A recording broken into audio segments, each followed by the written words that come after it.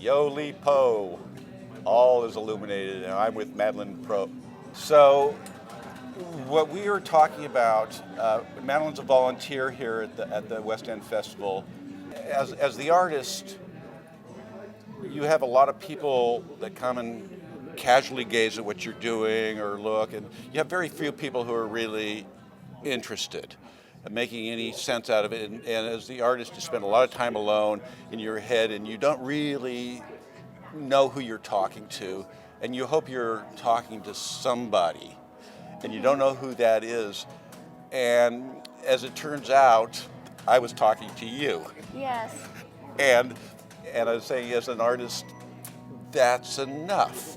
Knowing that you're talking to somebody, knowing that because you're not sure, are you putting something out that somebody's getting? Are you making any sense whatsoever? Or connection, yeah. Are you delusional? Are you mad? Are you insane? I mean, this is all part of the artist's interior monologue. Mm-hmm. And who is it out there that you're talking to? And who's going to take the time and look and say, oh, I get this is interesting, or whatever. And it was interesting to me. It was you. Well, I'm an artist at my high school, and I create art pieces similar to this based on stories. So when I learned that that's exactly what you did, I was amazed. I walked around and I looked at your art pieces and I tried to make sense of it, and it was amazing. It was inspirational. So we were just meeting, and you texted me on Instagram the other day and said you wanted to come back. And art and storytelling is a real.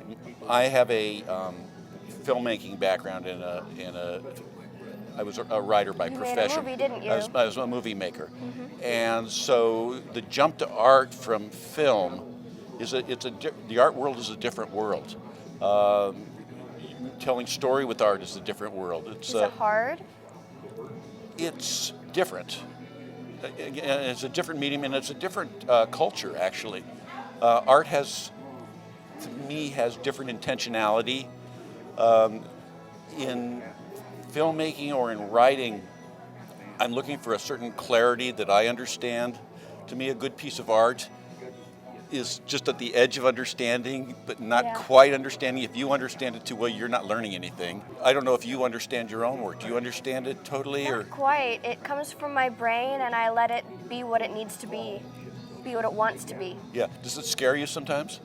Sometimes, because when I can't understand it and I try, it's a little scary, yeah. Yeah, and I hide things sometimes. I like free, and nothing because it's so awful. It just some things just touch you vulnerably that you're not ready to face with yourself, or you can't believe that's out there, or you're not sure. It hits some chord of uncomfortableness, and I will bury it. And then it'll come out months later and I go, oh, that's what it means. Or you'll have the companion piece, so you have juxtaposition.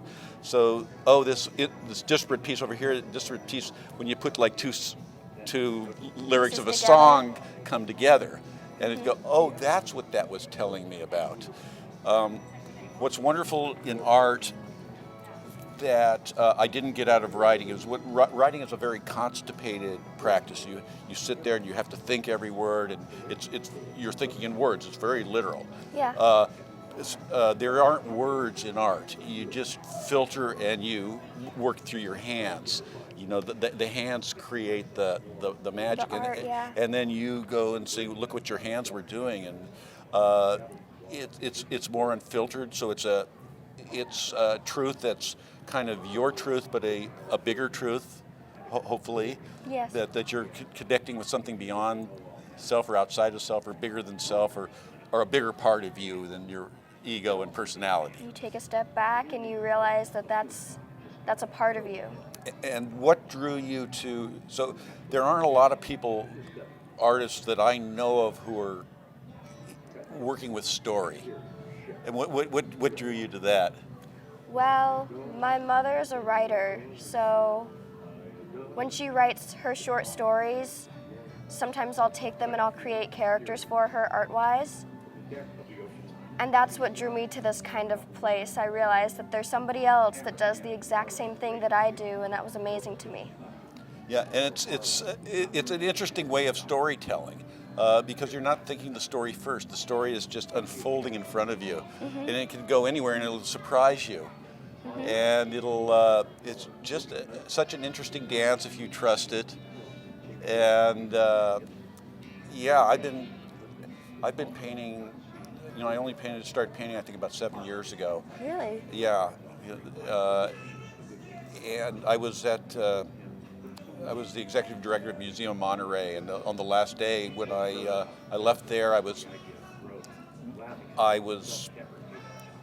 what I'd learned there is I wanted to create exhibits that were movable, you know, that could afford to travel, that could be done on site, that could involve communities, that didn't, you know, mounting an exhibit because of shipping and all this is so expensive. So I wanted to develop exhibits that were more doable to a smaller regional museum.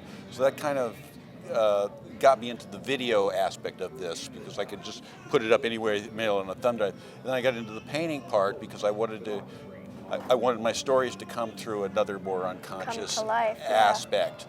Yeah. And I've been absolutely euphoric in the process. It's just been it's overwhelmed me, it's intoxicated me, it's just, I don't tell people how much fun I'm having. Have you internalized the story, and when you recreate the art every time, you know what to write, what to do, it just comes to you? I paint first, and then if I use words, it'll be apropos of what the paint's telling me. So paint comes first, and then I have a series of ongoing intertwining stories. So, okay, that paint's part of this, that paint's part of that. So do certain colors mean certain words? Like different colors, you'll have to write a certain amount of words? No, so I'm not color-based or design-based. And in fact, I have I've learned how to create with very little facility. You know, my work looks rough and crude because that is the limit of my technical ability. You know, I think of myself as a guy with three sticks of chalk writing on the cave wall. This is the dude, but I have to use that limited. You know, facility isn't what it's about for me. I don't consider myself a painter because I'll never master those painterly skills. But I do consider myself an artist because I'm distilling a thought and an idea and trying to get it clear so that it does communicate something to somebody else. And that's someone I'm, connecting with. It turned out to be you. So yeah. I think that's, so my new friend. Nice to meet you. Cool.